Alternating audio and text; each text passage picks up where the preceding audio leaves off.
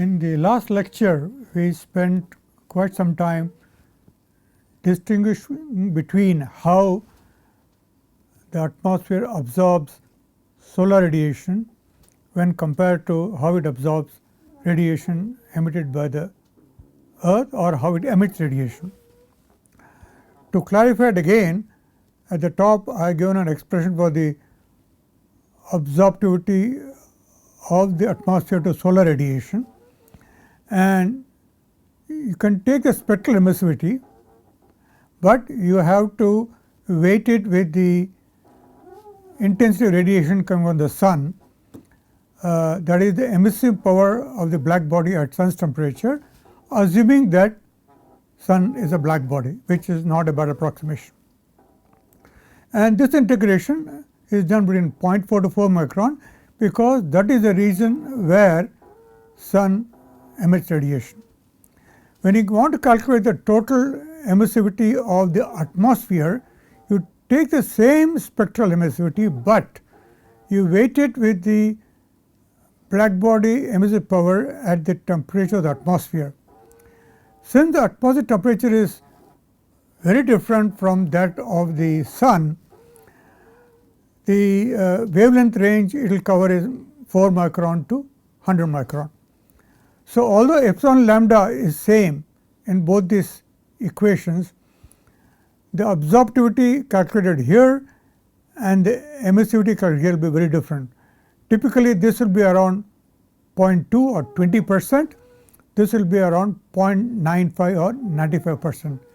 This is what makes the Earth's atmosphere unique, because it is pretty transparent to sun's radiation, but pretty opaque to Earth's radiation. And this is what makes Earth much warmer than it would otherwise have been. So, at this point I am going to continue further with a simple model. Before I do that, I must say a few words about reflectivity. So, every surface has emissivity and absorptivity at the spectral level, and we are going to assume to be same at the spectral level. It also has a reflectivity, because any surface can either absorb radiation or emit radiation or reflect radiation. Now, reflectivity is much more complex than absorptivity or emissivity, because reflectivity depends both on the direction of the incoming radiation as well as the direction of the reflected radiation. So, there are two angles here, theta I, phi I, showing the incoming radiation angle, and theta r, phi r, showing where the radiation is reflected. Now, as far as we are concerned, we are only interested in how much radiation is reflected in all directions. Okay. So, we are going to integrate over all angle theta r, phi r, okay, and we are going to neglect the dependence or reflectivity on incoming radiation, which is there, but it is not that important. So, we will have a quantity which is called hemispherical reflectivity, which will be considered to be independent of angle. Okay. So, that makes life easier, otherwise this subject gets very complicated. Okay. Because we are concerned only about energy balance at the surface, we do not care where the energy is reflected, as long as it is reflected. Okay. So, keep this in mind, this is a complex quantity, has to be measured in the laboratory or by satellites, and then you do all the integration to take care of the all the direction in which the radiation is reflected. Okay. So, the term albedo in this course will be used to mean solar radiation that is reflected by a surface in all directions. Okay. We will integrate all theta r, phi r and get a total number, which shows how much energy is lost by reflection. Now, just to give you an idea, radiation coming in from the sun can either be absorbed by an opaque surface or be reflected. Okay. And the typical value of albedo, that is the total radiation reflected by a surface in all angles, and in this case in the solar region.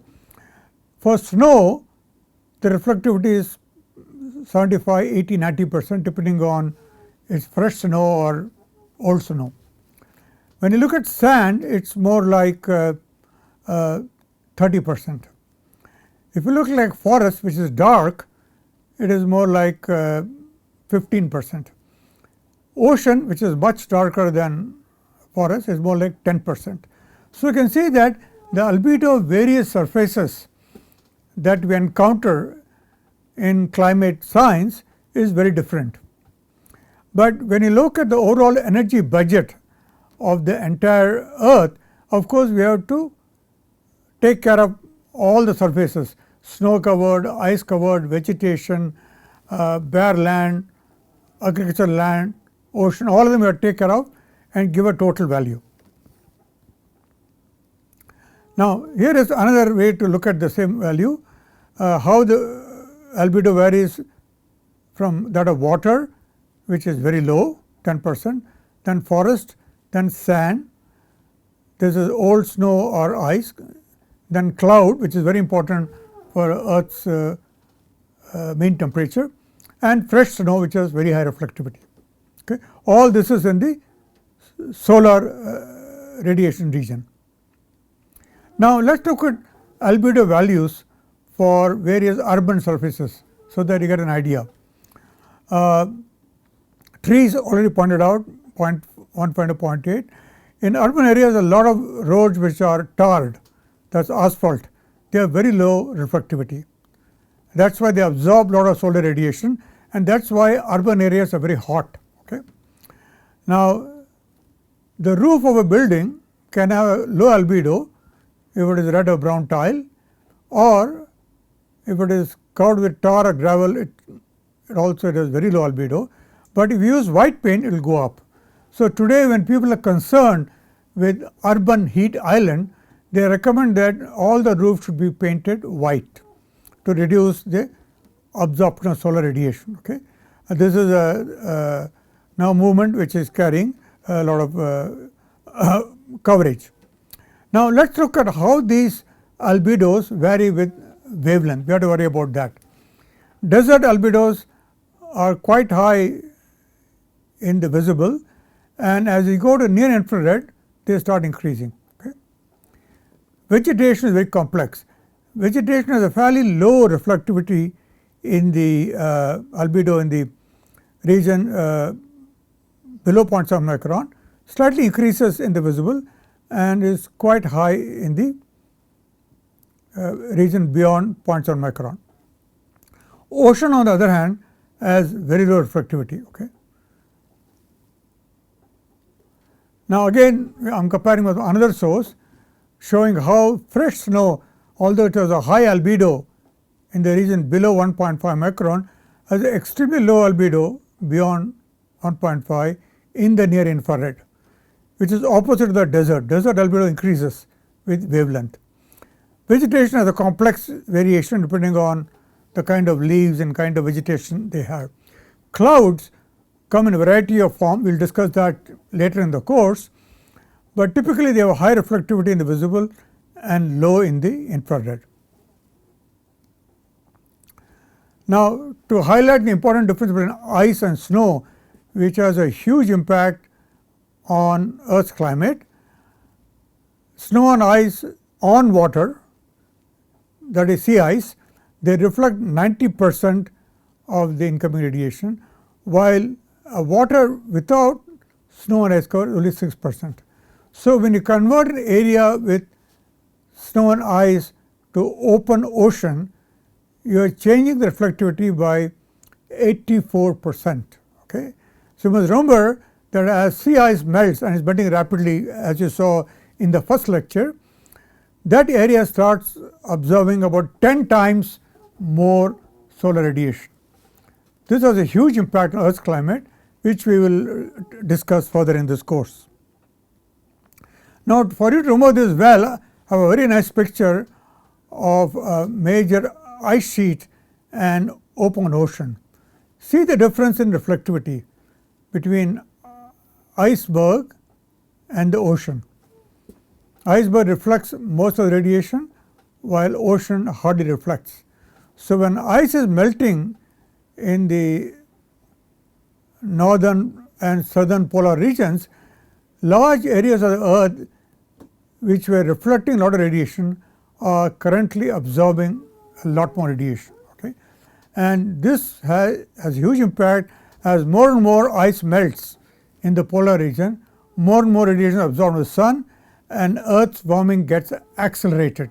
So, this is a great cause of concern as regards the impact of climate change. Now, just to remind you that snow and ice cover, by altering Earth's albedo, has an impact on surface temperature. Okay? So, when snow and ice melts, albedo decreases dramatically and the amount of radiation absorbed from the sun increases dramatically. So, it has a huge impact on Earth's temperature. Now, we will come to one more aspect we have to study before we start doing energy budget of the Earth, which is that we have so far considered opaque surface, a surface which either reflects or absorbs radiation. Now, Earth's atmosphere is not an opaque surface. Earth's atmosphere is a transparent surface like glass. So, the incoming radiation of the sun is either absorbed or transmitted or reflected. Okay?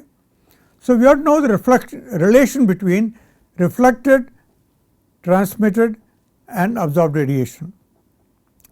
Note that when we say reflected in this course, we mean all rays reflected back in any direction, all angles. Okay? So, we will look at the incoming radiation, how much is reflected in all direction, how much is transmitted and how much is absorbed. And from energy balance we know that the incoming radiation must either be reflected in all directions or absorbed or transmitted. Sum of these three has to be equal to this. Okay? Now, so that equation is written here.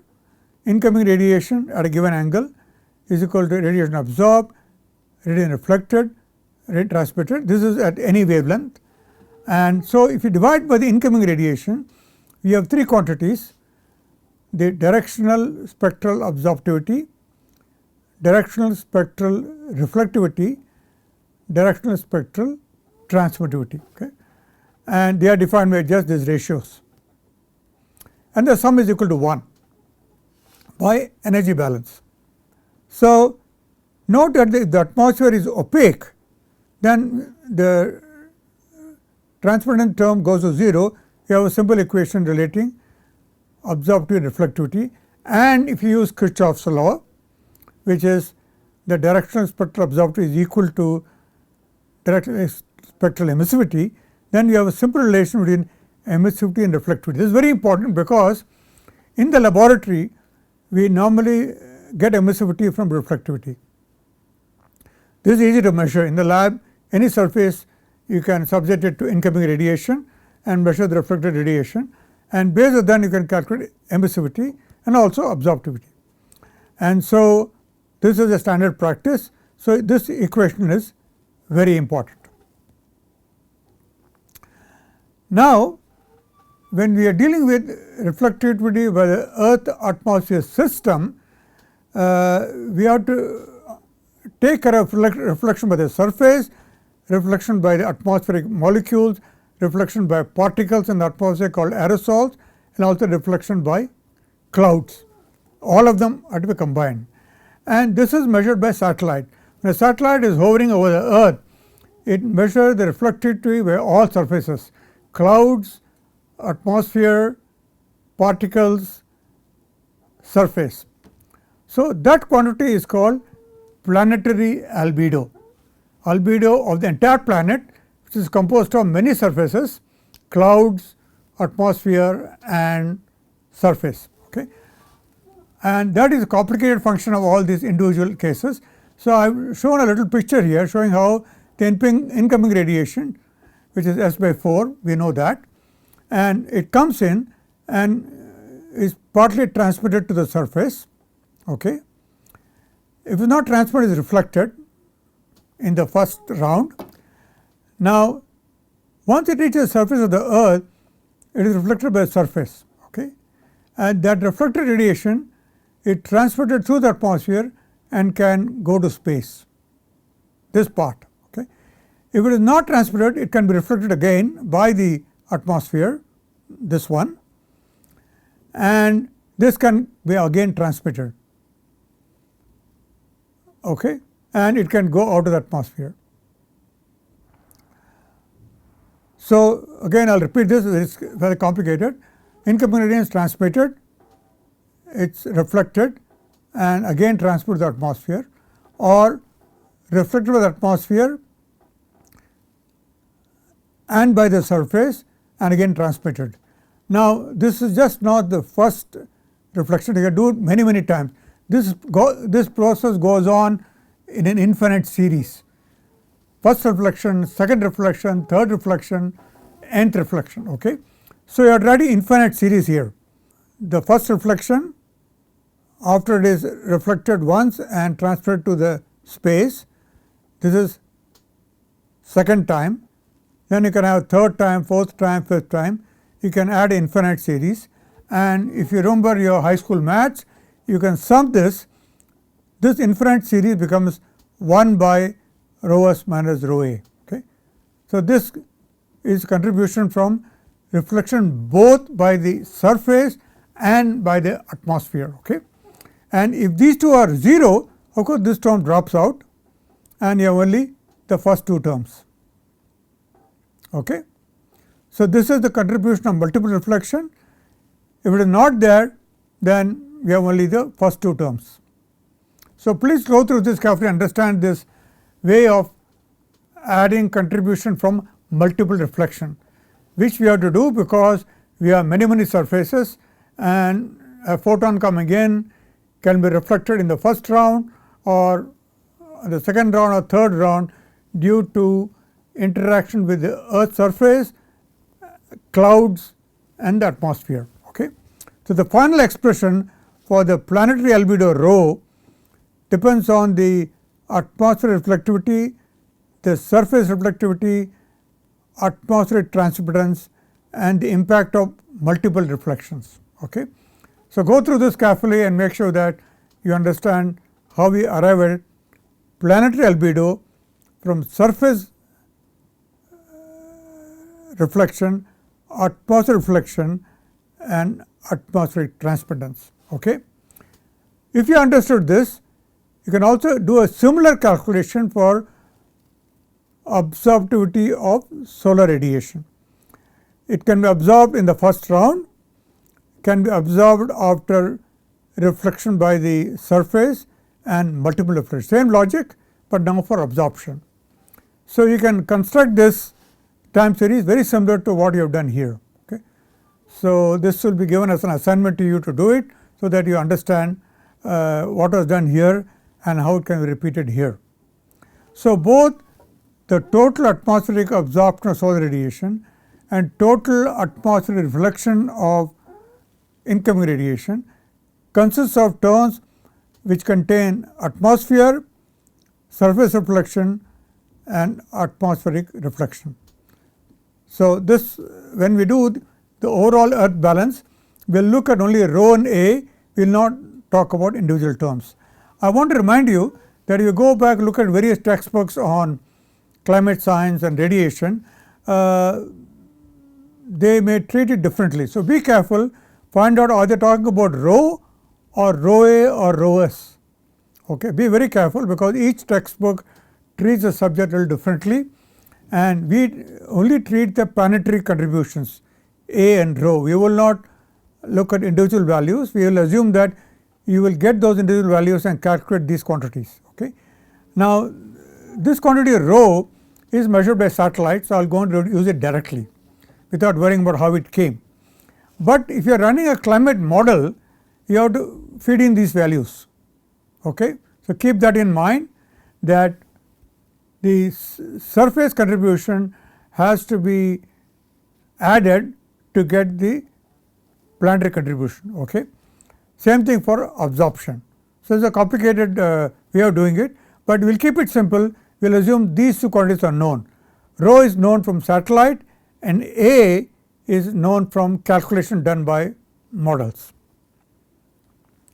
Now, let me just give you a few examples of how satellite measures these values. So, we have now very good satellite data from NASA called the Ceres satellite, which measure the albedo of the Earth as well as the absorption. So, the planetary albedo is measured for 5 years in this graph, and you can see there are variations from year to year. There are variation with month. So, you see that the lowest albedo occurs in August.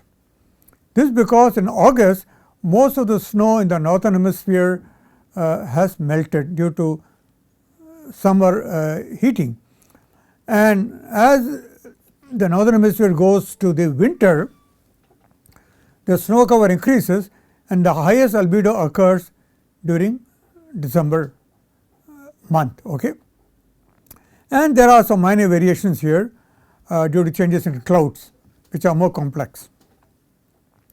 So, remember that we are going to only take into account the planetary albedo, which if we average over this roughly around 0.3, average over all the months. We are going to look at yearly mean. So, we won't look at the details of each month, but it is computed from monthly data. Now, let us look at outgoing infrared radiation from the Earth, which is again measured by satellite, and you can see that it is the lowest in January and December, because that is the winter in the northern hemisphere, and as the winter ends and summer comes, temperature of the land goes up, ocean goes up, and so the infrared emission to space has the highest value of 244 watts per meter squared in July, okay, and the lowest value around 236 in the winter, and the annual mean value is around 240 watts per meter squared. These numbers are very important for us to understand the Earth radiation budget, and note that there are variations year to year, because clouds do not have the same value every year because of the various complex interaction between ocean and atmosphere. Each year is somewhat different from the previous year. That is why some people confuse when one year is somewhat colder than the previous year, they ask why there is no global warming. Global warming is a word used for long term temperature change, not year to year. Year to year is climate variability. Year to year climate will change due to natural energy exchange between ocean and atmosphere. But if you average over many years, you will get a fairly constant value. Only one year here is a little extreme, all the others are very close. If you average all of them, it will be fairly constant. Year to year changes are due to natural climate variability, and that is not a part of the discussion on climate change. Now, before you go further into Earth's climate, I want you to appreciate the difference between Earth, Venus and Mars, the two planets close to Earth. The Venus is of course very close to Sun. So, the value of S by 4, which tells you the radiation coming in per unit area of that planet, is larger for Venus than for Earth, okay? Almost twice, because it is close to the Sun. And Venus has a complete cloud cover, so it reflects much more radiation of the Sun than the Earth. Okay? Earth is around 30%. So, although Venus receives more radiation from the Earth than Earth receives much less, but because Venus reflects most of the radiation, Venus absorbs only about 200 watts per meter squared, while Earth, although it is far away, it reflects less radiation, so it absorbs 240 watts per meter squared. So, notice that although Earth is further away from the Sun, it absorbs 240 watts per meter squared in the Sun, which is more than Venus, because Venus is completely cloud covered. Look at Mars. Mars is further away, so it only receives 150 watts per meter squared. It reflects less than Earth because there is hardly an atmosphere in Venus, and depending on surface albedo, it is around 18%. So, So Mars absorbs about 125 watts of meter squared from the Sun. So note that radiation absorbed by Mars from the Sun is about half of the Earth. Okay? That is why the temperature of Mars is around 220 degrees Kelvin. Mars has hardly any atmosphere, okay? Very thin atmosphere. Earth has a temperature of 280 degrees Kelvin. Venus is very high. Now, one paradox is Venus has a much higher temperature than the Earth, although Venus absorbs less of the solar radiation than the Earth. So, this is because of the greenhouse effect. Venus has a much thicker atmosphere than Earth and has much more CO2 than the Earth. So, it is a much stronger greenhouse effect, which we will talk about. Although Venus is a planet very similar to the Earth in size and mass and density, but because it has a much thicker atmosphere, has much more CO2, it has a very strong greenhouse effect. Now, we have to understand Venus because both Venus and Earth started with the same conditions when the planet was first formed. But Venus went in one direction and Earth went in some other direction. And Venus has, as far as we know, no life, while Earth is teeming with life. And we have to understand this because in the last 100 years, Earth has started warming rapidly, 1 degree per 100 years. And we do not want the Earth to become like Venus. Okay? So, that issue will be discussed a lot later in this course, but keep that in mind that Venus is warmer than the Earth, although it absorbs less radiation from the Sun because of the strong greenhouse effect, and which we will discuss shortly. Now, to summarize, the difference between Venus, Earth and Mars is Venus has a very high surface pressure, 100 times that of the Earth, 100 times, okay? While Mars has almost no atmosphere, about 600, I would say 200 times less surface pressure than Earth. Okay? But look at the composition. Venus atmosphere is mostly carbon dioxide. Earth is just 0.04%. Mars is 96%.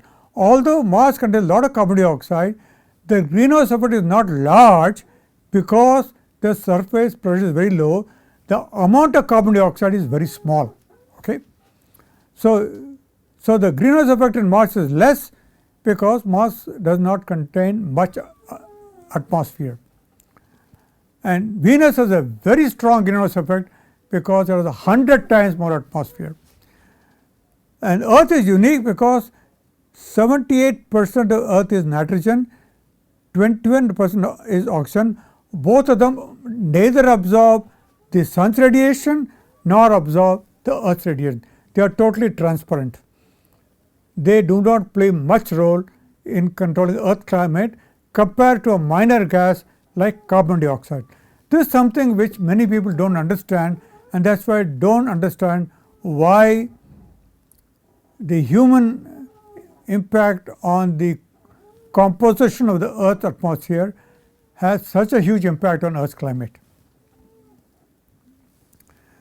So, let us define greenhouse effect, which is very important.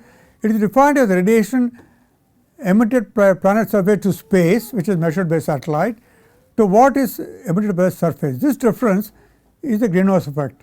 If there is no atmosphere, greenhouse effect is 0. Okay? Now, Earth through measurements by satellite emits around 390 watt per meter square at the Earth's surface, and what reaches space is 240. The difference is 150 watts per meter square. That is the greenhouse effect on Earth. In Mars, it is 0 because there is hardly an atmosphere. You come to Venus, based on its surface temperature measured by special sensors, it emits approximately 16,100 watts per meter square, and what goes to space is just 200 watts per meter square.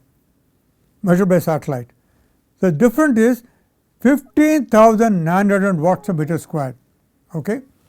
So, this difference is almost 100 times. So, I want you to clearly realize that the Venus greenhouse effect is 100 times larger than Earth. But remember, once upon a time Venus was like Earth. It had values somewhat like this, but carbon dioxide built up in Venus. We will discuss that how it happened, and it soon reached a value 100 times larger than Earth, and that is why Venus became much hotter than Earth. Okay? So, it is not habitable by any living being because it is very hot. Now, again I want you to understand this. So, Earth absorbs 240 watts per meter squared after reflection of the sun's radiation, and hence it has to emit 240 watts per meter squared, but the Earth's surface emits 390 watts per meter squared based on the measured surface temperature, and assuming Earth's surface is a black body. So, the greenhouse effect is 150 watts per meter squared. These are quantities accurately known because we measure the absorbed solar and emission to space by satellite. We measure surface temperature and surface emissivity. We know that emission is around 300 watt per meter squared. So, this quantity is very well quantified and limited. Okay? Now, because Earth contains CO2, water vapor, methane and ozone, minor gases, these absorb the Earth emitted radiation and hence control Earth's temperature. So, Earth's temperature is controlled by 4 minor gases. This is something many people find it difficult to believe, that amount of water vapor is around a few percent, carbon dioxide is 0.04%, methane is in parts per billion, ozone is in parts per million, small quantities, but they have a huge impact on surface temperature because the 3 major gases, nitrogen, oxygen and argon, are totally transparent to sun's radiation and earth radiation. So, do not directly take any part in the earth radiation budget. So, this is a fact you have to remember very clearly. Okay? Now, greenhouse effect on earth under clear sky, you can resolve it into the role played by water vapor, which is 60%, carbon dioxide is 26%, ozone is 8% and methane and nitrous oxide is 6%. So, water vapor is very important. Okay? But in global negotiation, we do not talk about controlling water vapor because we cannot control it, because water vapor amount in the atmosphere is controlled by thermodynamics. We can control CO2 if we desire to control it. We can control water vapor. So, water vapor, although it is a dominant greenhouse gas, it is something which is not in our control. So, this is something many people do not understand, and they ask, why are you trying to control CO2 and not water vapor? Because CO2 does not condense in the Earth's atmosphere, it goes on building up. Water vapor amount is controlled by temperature. Okay, we will conclude the lecture on this thing and continue further discussion on the Earth radiant budget in the next lecture.